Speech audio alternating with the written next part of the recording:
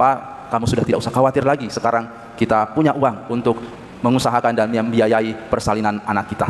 Suami dia itu bernama Pak Budi. Saudari-saudaraku yang dikasihi Tuhan, cerita ini menggambarkan bagaimana rantai kasih perbuatan baik itu dapat tertular dan memenuhi hidup kita kalau kita mau berbuat kasih di dalam kehidupan kita. Sama seperti juga rantai kebencian yang kita dengarkan di dalam bacaan Injil tadi. Dalam Injil Yohanes, kebencian istri Herodes itu membuat juga kemudian Yohanes Pembaptis dipenggal kepalanya. Tetapi dari situ kita belajar bahwa hidup menjadi bermakna ketika kita mau berkorban, ketika kita mau berbuat baik untuk orang-orang di sekitar kita, untuk keluarga kita, untuk sahabat kita, dan untuk terutama juga orang yang mungkin tidak kita kenal. Hati kudus Yesus adalah teladan bagi kita untuk mau berkorban. Yesus berkorban untuk keselamatan kita. Semoga kita juga mau berkorban untuk sesama kita.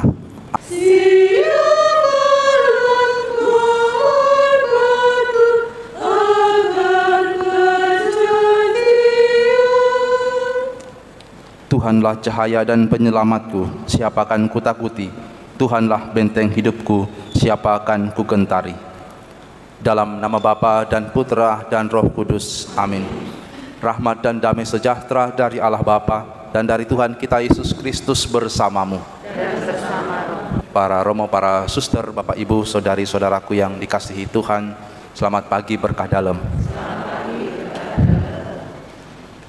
Dalam Jumat pertama di bulan Februari ini, mari kita memohon doa dari Yesus yang sangat mengasihi kita. Dalam devosi hati kudus Yesus, kita bawa doa-doa kita dan kita mohon agar kita juga dapat meneladani kasih Yesus yang mau memberikan hidupnya untuk keselamatan kita. Kita juga merayakan atau mendoakan peringatan Santo Blasius, dan biasanya di dalam gereja orang-orang yang ingin mengalami kesembuhan lewat doa Santo Blasius bisa memohon berkatnya pada hari ini. Mari kita siapkan hati kita, kita mohon pengampunan dari Tuhan atas segala dosa dan kesalahan kita. Tuhan Yesus Kristus, Engkau diutus untuk menyembuhkan orang yang remuk redam hatinya. Tuhan, kasihanilah kami. Tuhan, kasihanilah kami. Engkau datang untuk memanggil orang yang berdosa. Kristus, kasihanilah kami. Kristus, kasihanilah kami. Engkau duduk di sebelah kanan Bapa sebagai pengantara kami. Tuhan, kasihanilah kami. Tuhan, kasihanilah kami. Semoga Allah yang Maha Kuasa mengasihani kita, mengampuni dosa kita, dan mengantar kita ke hidup yang kekal. Amin. Marilah kita berdoa. Allah Bapa, sumber kerukunan dan kedamaian, semoga semangat putramu semakin berkembang dalam hati kami. Berilah kami rohnya, agar saling menolong dan membantu, membina cinta kasih dan kerukunan. Demi Yesus Kristus putramu Tuhan dan pengantara kami, yang hidup dan berkuasa bersama di Kau dan Roh Kudus, Allah sepanjang segala masa. Amin.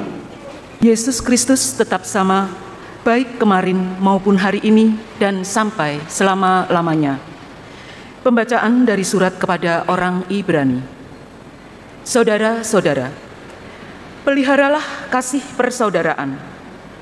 Jangan kamu enggan memberi tumpangan kepada orang, sebab dengan berbuat demikian, beberapa orang tanpa menyadarinya telah menjamu malaikat-malaikat. Ingatlah akan orang-orang hukuman, karena kamu sendiri pun adalah orang-orang hukuman. Ingatlah akan orang-orang yang diperlakukan sewenang-wenang, karena kamu sendiri masih hidup di dunia ini. Hendaklah kamu semua penuh hormat terhadap perkawinan, dan janganlah kamu mencemarkan tempat tidur, sebab orang-orang sundal dan pezina akan dihakimi Allah.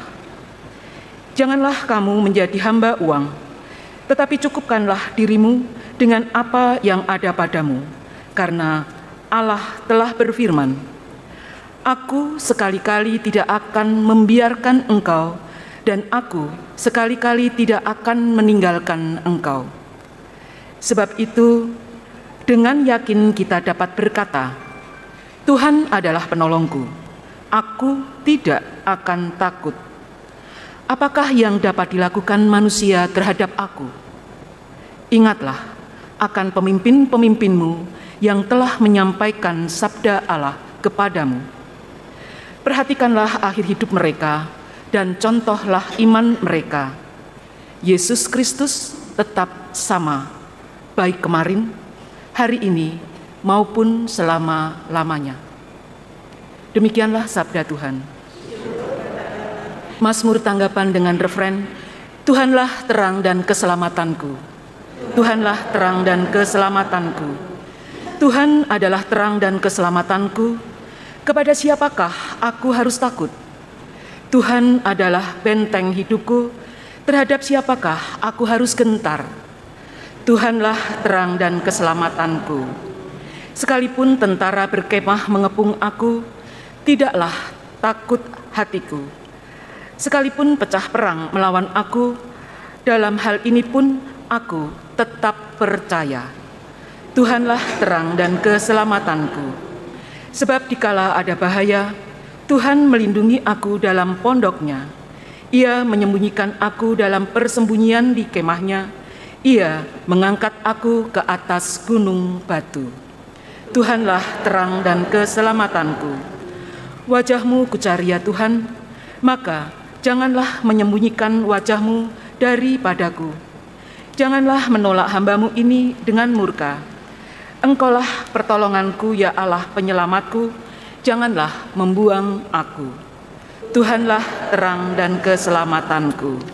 Haleluya, haleluya, haleluya, haleluya.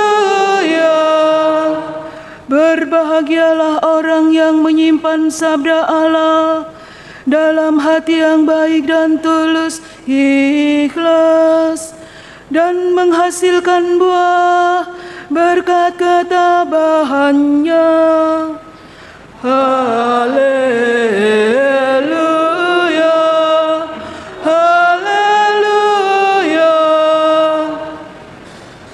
Tuhan sertamu.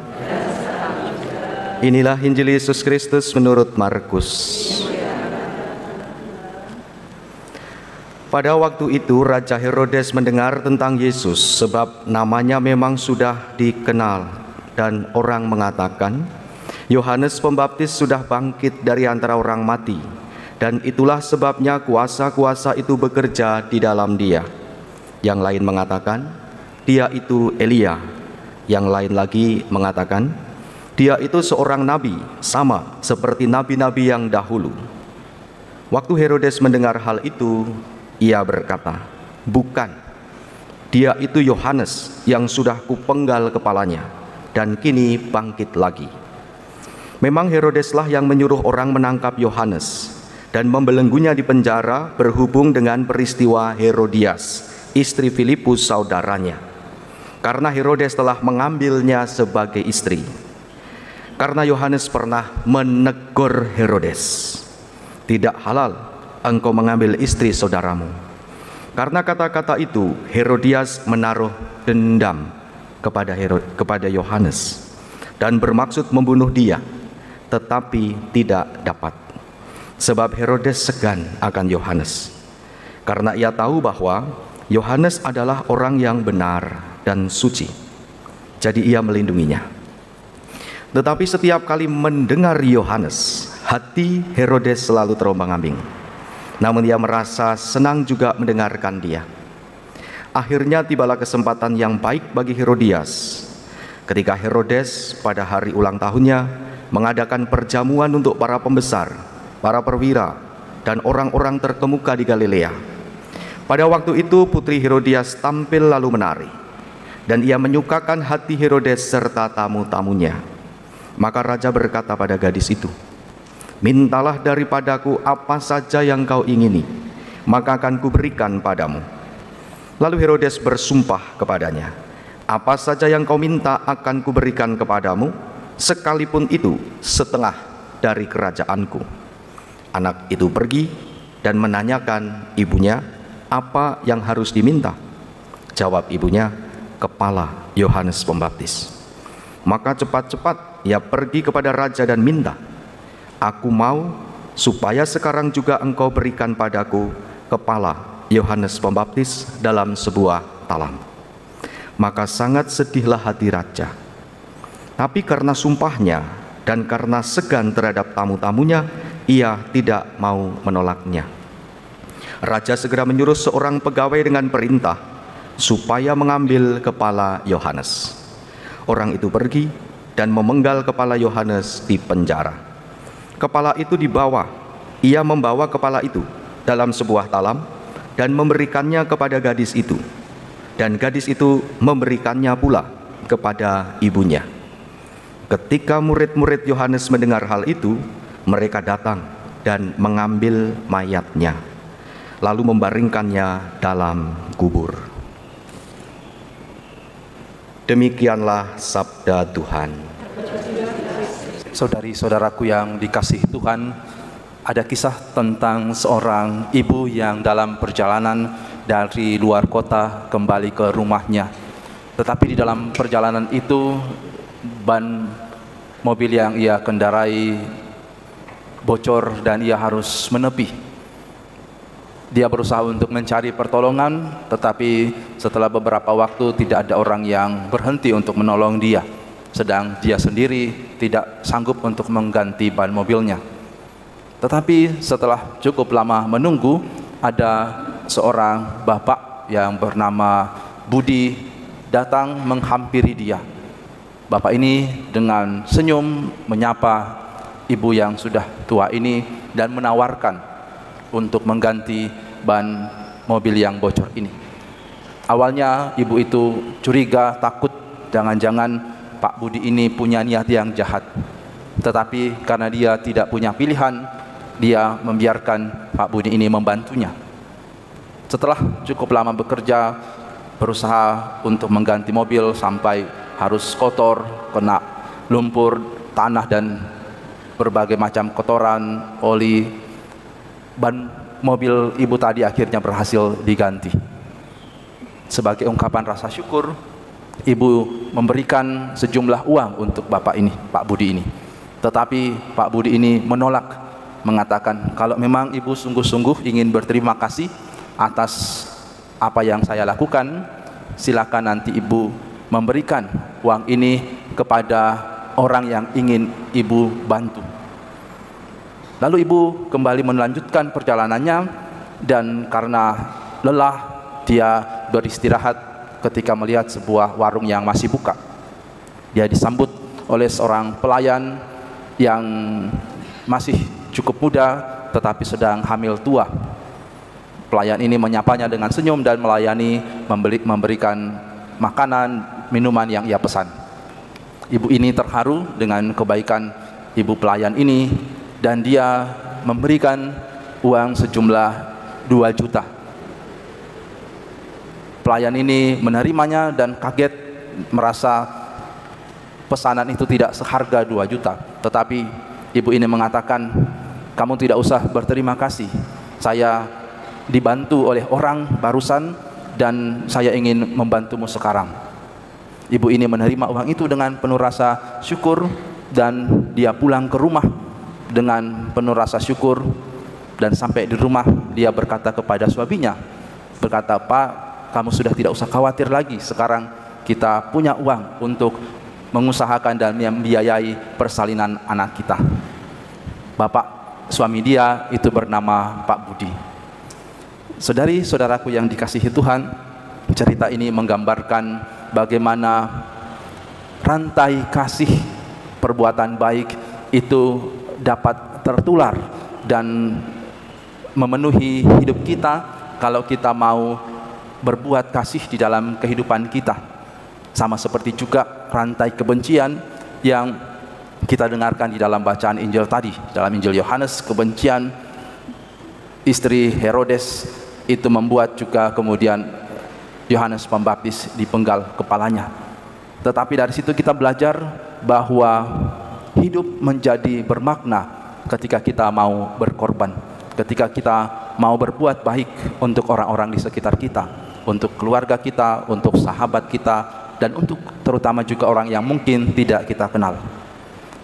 Hati kudus Yesus adalah teladan bagi kita untuk mau berkorban. Yesus berkorban untuk keselamatan kita. Semoga kita juga mau berkorban untuk sesama kita. Amin. Marilah menyatakan misteri iman kita. Wafat-Mu Tuhan kami wartakan, kebangkitan-Mu kami muliakan hingga. Lihatlah anak domba Allah, lihatlah Dia yang menghapus dosa dunia.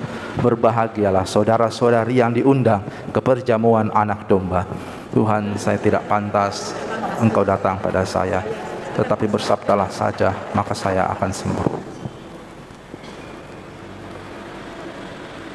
Yesus Kristus tetap sama, baik kemarin, hari ini, maupun selamanya. Marilah kita berdoa. Allah Bapa Raja Maha Mulia, di mana ada orang mencari kebenaran dan cinta kasih, di situ pula Engkau berada. Kami mohon teguhkanlah iman kami, agar dunia mengalami kedamaian dan kerukunan tumbuh di tengah-tengah kami, serta terwujudlah kerajaan-Mu. Demi Kristus Tuhan dan pengantara kami. Tuhan bersamamu. Semoga Allah yang Maha Kuasa memberkati saudara-saudari sekalian, Bapa dan Putra dan Roh Kudus. Amin. Saudari-saudara terkasih, pergilah, misa sudah selesai.